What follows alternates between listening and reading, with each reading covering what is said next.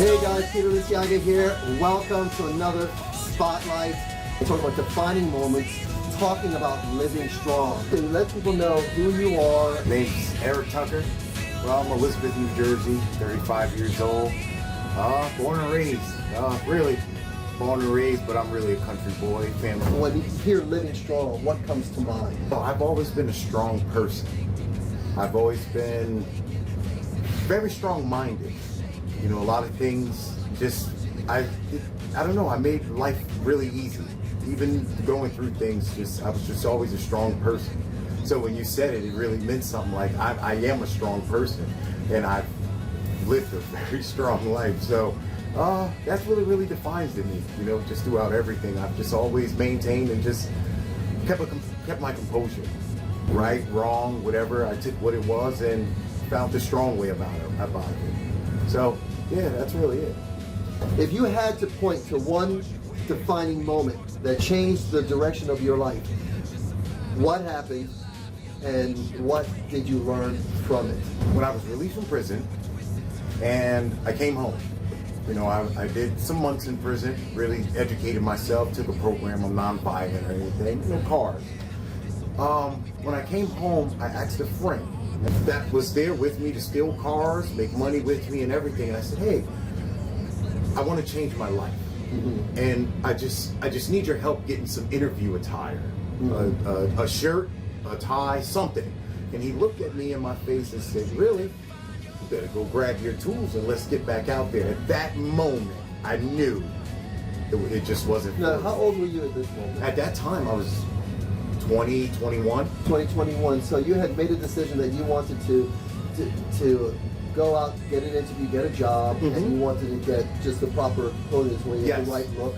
So you asked someone that was a friend of yours if they can help you out so you can get the clothing so you can go to these interviews. Mm-hmm. And then he redirected you back to doing what you knew was wrong. Yes. And you didn't want to go in that direction. No, not at all. Right. Not at all. To go into a prison where they tell you to wake up, sleep, when to eat, you know, and to do everything. That just wasn't me, and that's not the way that us as, you know, men and just human beings should not live. Right. So therefore, that right there told me he's not a friend. Right. He's someone that showed me honestly the way to not be. And things like that, I learned that I would never be a friend like that. Right. And that's what defined me to turn my life around. Right. And I went on from there. Now, when you look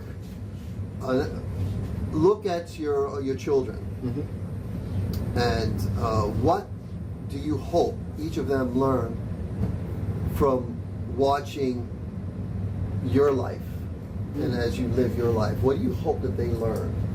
Work ethic. Work ethic. Work ethic. Without, if you don't move your feet, you get nothing. Mm-hmm. In that meaning, it doesn't matter what you believe in, who you believe in, or whatever circumstances you're put in. If you don't have a good work ethic, nothing will work out. Nothing will work out. If I was to call my mortgage company right now and say, hey, I just don't got it. It is what it is. What would they say to me? Right. I got to go to work. It is what it is. You got to have a work ethic, no matter if you're feeling good or feeling bad. We have to find some type of way to get past that and continue on. We all have a job to do. Where do you think you got that from? This work ethic? My cousin. My cousin's name is Kevin Adams. He is the man of all men. He is the man of all men. I've always thought that he made a lot of money. He always had cars. He always had phones. He always had anything. I thought he made a lot of money. He worked at CVS.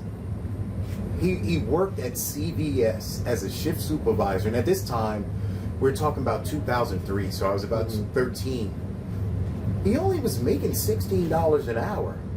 His wife really didn't work. He had 2 children biologically, and still brung me in and taught me everything. That's who got me into the cars. It all started as, come on, I'm gonna teach you how to wash a car. And for me, washing a car went from washing a car to doing brakes. Right. From doing brakes to doing a battery. From doing a battery to putting a sound system in a radio in a car. And I fell in love. I fell in love with the loud music. It was amazing. But to this day, this is how we're in South New Jersey. This is why I'm a truck driver. He just always told me to don't be a follower. If I'm going to follow something as a career, make sure that I'm a leader when I go into that career. So when I became a mechanic, all my family's mechanics. I was the only one to work on Porsches, Range Rovers, Lamborghinis, you name it, Bentleys. I drove it. I used to bring them home with customers, and they'd take the car, enjoy, take your family out. And yeah, I did enjoy it. Right now, he's a truck driver. Yeah. You told me that Ziaire has changed the way you look. Yes. At life. Yes. Can you tell me more about that? Yes. Well, Ziaire is 10 years old, and he's high function on a spectrum, but he's nonverbal. He's nonverbal. So with Ziaire, at first, of course, we didn't know. We're new parents. Well, you know, I had 2 children already, but my wife was a new parent, and she didn't know. But Kevin's son has autism. So a lot of the things that I grew up with his son with, I seen in my son. So I knew already. But she was a little bit in denial, and I understood. It's your first child. I understand. So, you know, you take a step back. But we still treated him as normal. That's just what it is. And to this day, we still do the same things. But with Ziaire, even though he can't use his words, he shows so much love. You know, this kid will never be able to live on his own, live without us. You know, so with that, it's like, how does he live? Like, the kid is never in a bad mood. He wakes up 7 a.m., he's in a good mood.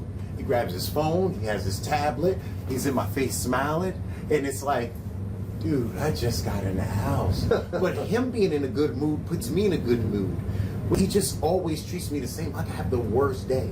And I'll come in here and he'll say, And how can you still have a bad day when this beautiful child that can't talk, can't really protect himself, he doesn't even know when you're angry. But he just always has a smile on his face, and I forget everything. Wow. I forget everything. So with him, he teaches me that no matter what, like, every day is a good day. Every day is a good day. So people ask me, how's your day going? Every day is a good day. How can I complain? My kid can't talk or voice it, but he's having a good day. In his own mind, he's having a good day. He has a phone and a tablet. His day is great.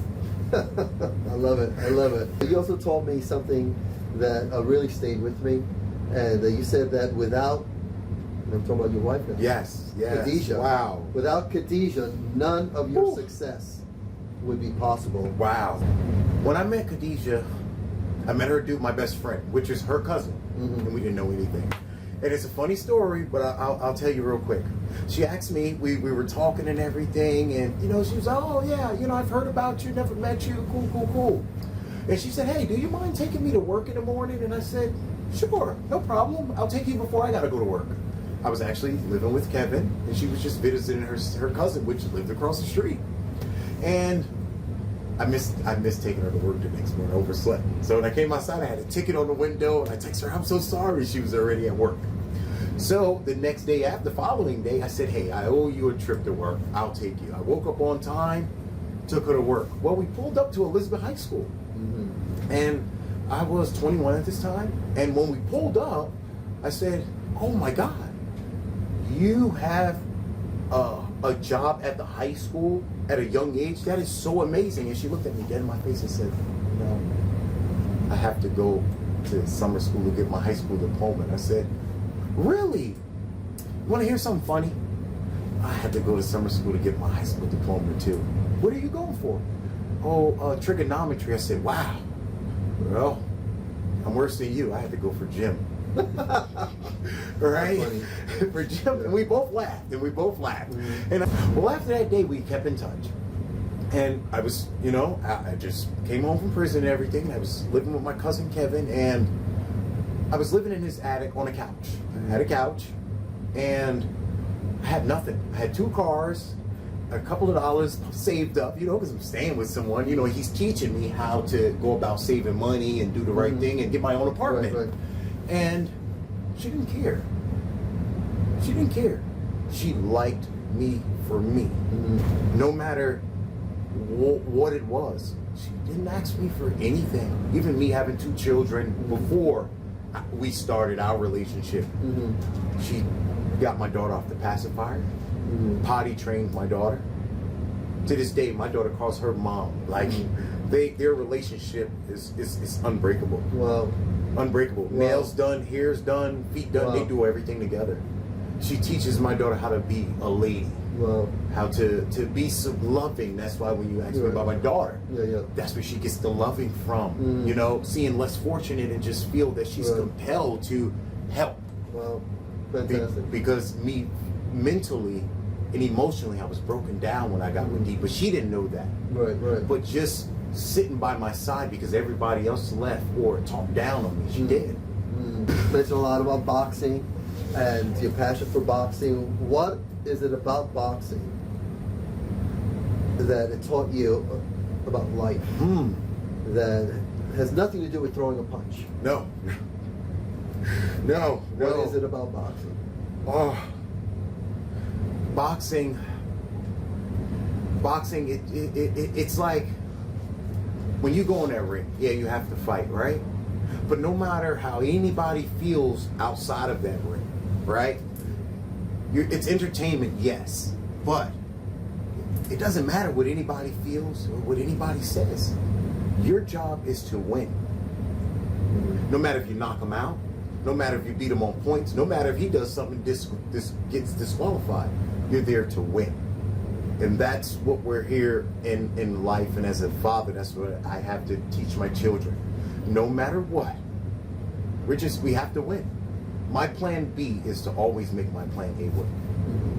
I don't have a plan B, I don't have plan C. My plan B is to make my plan A work. Because if I set my mind on this, that's all that matters. I have to get it done. We bought this house out my 30th birthday. My 30th birthday. They want to close. No. We're going to do it on my 30th birthday. The reason, Kevin always said when I was a kid, man, I'm going to buy a house by the time I'm 30. That was my birthday present, and my 30th gift to him was that. But with boxing, no matter what, you got to win. Now, what is winning? What does winning mean for you? What does that mean? Winning means I have to show my kids everything that I wasn't taught. As far as, we could talk about cleaning your house. I have to teach my kids how to clean, because when my daughter goes and she's someone's mom, someone's husband, someone's wife, I want my daughter to be able to, for a man to be comfortable to bring my daughter to his mom, and I was raised that Kevin was always the provider and the protector. So that's what I believe in, the provider and the protector. And that's what I am for my house. And being as though my wife really can't work like that because of our son's autism and everything. Just make sure the kids are good, make sure the house is clean. I'm good. And that's all, things like that. With Erick, he will be someone's father one day. He will be someone's husband one day. And just teach your children the things that I've taught you, like work ethic, as we spoke of. You don't have to have $1 million job or own a Fortune 500 company. You could work at McDonald's for all I care. But you're doing something. Right. Because doing nothing gets you nowhere. So winning is just doing something. And just because a boxer gets in the ring and loses on paper, how many people do you know will have the cojones to actually get in the ring? You won just by putting on those gloves and getting in that ring. Because how many people do we know that will just do that? But you know that are you familiar with Theodore Roosevelt's quote? No. Men in the arena? No. There's a great quote from Theodore Roosevelt. Talks about, and I'm going to paraphrase this, and look it up, you're going to love this.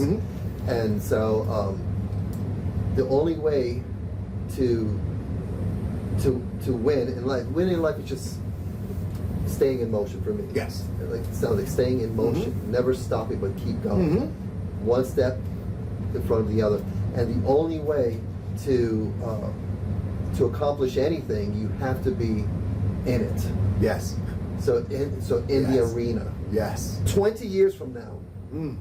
Okay, if your children are watching this right now, 20 years from now, watching this interview, what do you want them to remember about their dad? Oh, like I said the other day when we conversed, I didn't try. I did. I did, and that's just my philosophy and my thinking that if you try, you've done. You did it. Yeah. You tried. You did it.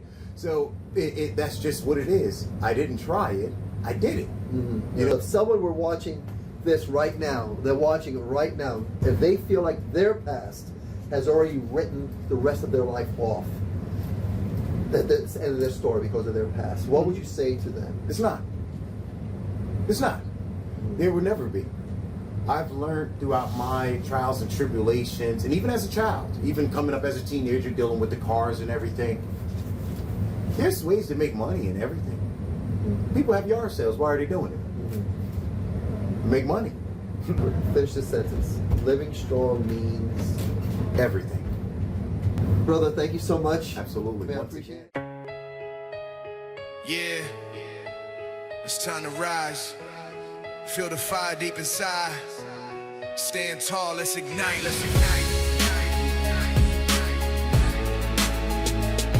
Let's go, let's go, let's go, let's go, let's go, let's go. Out in the streets where dreams collide. Life's a struggle, it's a wild ride. Choices we face and the tears we hide. Gotta make a move, gotta take that stride. From the shadows and the pain we rise up. With every setback, we're filling our cup. Grinding harder, yeah, we never give up. Write your story, let your heart erupt. Define your moments, don't let them define you. Hold your head high, see the world's view. In every heartbeat, feel the truth. You're the artist, paint your life brand new. Remember when they said you wouldn't make it? Turn the doubt and the fire, can't shake it. Dig deep inside, let the passion awaken. Facing the storm, yeah, you'll never be shaken. Life hits hard like a punch in the gut, but you're stronger, got that grit, never cut. Decisions are heavy, but the weight's your strength. Step back, look forward, go the length. Define your moments, don't let them define you. Write your own narrative, the world's not through. Every setback is a stepping stone to rise from the ashes, let your spirit break through. Look in the mirror, see the scars you wear. Each marks a battle, each challenge you dare. You're not just surviving, you're boldly alive. With each chapter written, you're ready to strive. The road is long, filled with twists and turns, but in the flames of life, it's wisdom we earn. So break free from chains, let your soul ignite. In your hands is power, now hold it tight. Yeah, it's a war, but we've got our shields. With resilience in our heart, we'll never yield. Every moment we seize is a chance to be real. So define your moments, let them see how you feel.